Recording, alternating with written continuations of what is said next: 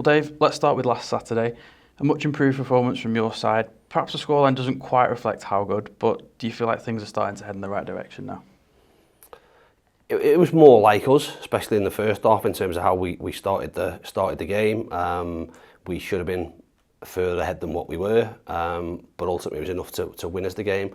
I think second half, you're always gonna, I suppose, when you haven't got that second goal and you've not been winning games as frequently as often as we would like, there's always going to be that little bit of tension, a little bit of nervousness, and maybe don't see out the game as comfortably as you'd like. But I think when you break it down, I think Veets made one save. We've maybe got away with a penalty that on another day we haven't got away with.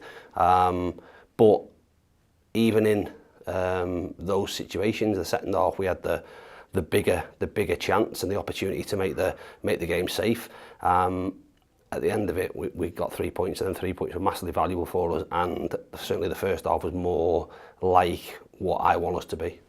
One of the newest members of the squad, Chris Hussey, went straight into the starting lineup. What did you make of his performance, and how has his first few days around the squad been? Yeah, steady, and that's what we hoped and we would get in terms of bringing him in. So good experience, knows the level, a calmness, a composure, that when you are, I suppose, in a position, whether it be in a game where you're in front and you do need a calm head, an organiser, a communicator, an understanding of what it takes, gives you that. And on the flip side of it, when you're looking to push someone who can be a voice for younger players and try and guide a little bit, and that's something that, like I said, when we probably look at the squad in terms of where we're at, something that's missing, and we've had to, as a staff, reflect quickly, and that opportunity came up. And if other opportunities come up, then I think that's an area that we can definitely benefit from as a group and as a changing room. Friday night's fixture will be your 50th game in charge of the club. An incredible unbeaten run, some magical cup moments, and promotion, of course. What do you make of your time at the club so far? Yeah, listen, that time's flown. I didn't know it was 50 games. No, it's from my perspective massively enjoyable in terms of where it was when we came in and how we've moved that forward. Mostly highs. Last few weeks there's been a little bit of, from our side of things, probably first little bit of adversity and having to reassure and re-emphasise to the group of how strong we believe in them and how strong we think they are. But there's been, like I say, some brilliant moments, memories that regardless you'll remember for a lifetime. That's always going to be the case when we've had some exciting cup games, and the promotion at the back end of last year is why you do it. So they like I say, they never get old. They're always fresh in the memory, and there's reminders of them around here and around the ground whenever we're there. So it's been like I say, a whirlwind as such, but it's been massively enjoyable, and looking forward to the next part of the journey. Talking of memories and turning our attention to Friday night, you returning to Tranmere with fond memories, I take it? Yeah, absolutely.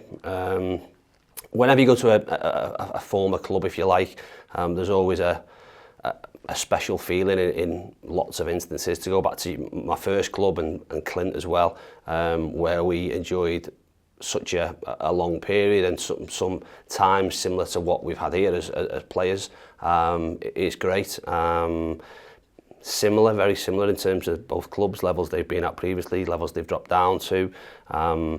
Living, I suppose, in the shadow of two massive clubs similar to here. So yeah, really fond memories of the time there. Some stuff that certainly in around my house is constant reminders, shirts up and things like that. So it'll be great to go back. I've been back on a couple of previous occasions. The important thing for us though is we're taking big numbers there with big hope and big expectation, and we need to back up the last two results we've had, if you like, and go there looking to win. I'm sure the crowd will be good, will be big, atmosphere will be great, and from a football perspective and from a player's perspective, a brilliant game to play in. Well, on similarities, bar a couple of goals, both sides have had a near identical start to the season. Where do the threats lie within that squad, and do you see this one as an opportunity to gauge where the squad's at as we approach that 10-game mark? Yeah, we knew that, I suppose, the next, or the run of games we had teams that were either in and around it last year in terms of challenging, or have started the season pretty well this year. Again, similar records. From Tranmere's perspective, a much changed squad in terms of profile and how they've got about it. So they're probably similar, or not too dissimilar to us, in terms of new people in the building, new team sort of trying to get some continuity around their selection, their style of play. They've changed the system a few times, so a little bit of the unknown, but again, not too dissimilar to ourselves. I think both teams will see it as an opportunity. We've got to focus on us and what we do, and build on the bits that got us success last weekend, and hope to, like I say, come away from there tomorrow evening with 3 points. We saw Macca hobble off towards the end of last Saturday's game. Has there been any diagnosis on that one, and is there any update on Ryan Johnson? Yeah, Jono's fine. So his was more of a fatigue issue, and trained on the Monday, so no issue with him. Macca, funny enough, who we potentially thought wasn't too serious, is a much more serious one than what we thought. So he's got a grade 3 tear in his soleus, so we don't expect to see him back for at least a month.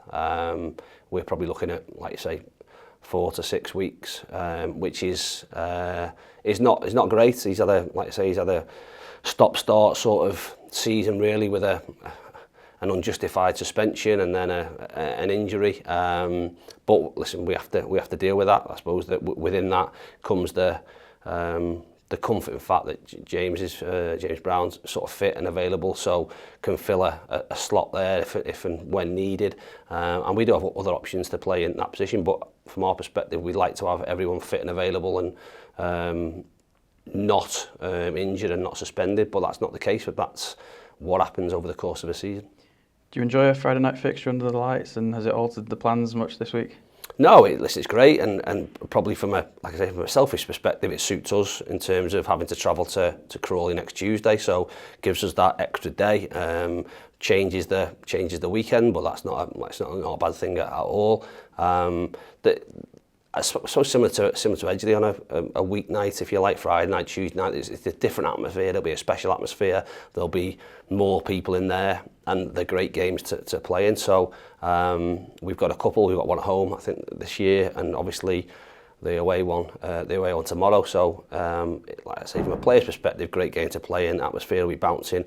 We'll travel in really, really good numbers, and I know our supporters will give everything to the players, and I know, sitting here, the players will give everything to make sure they go away happy, and do everything we can to win the game and start a little run going. Dave, thanks for your time and all the best tomorrow. Cheers, thank you.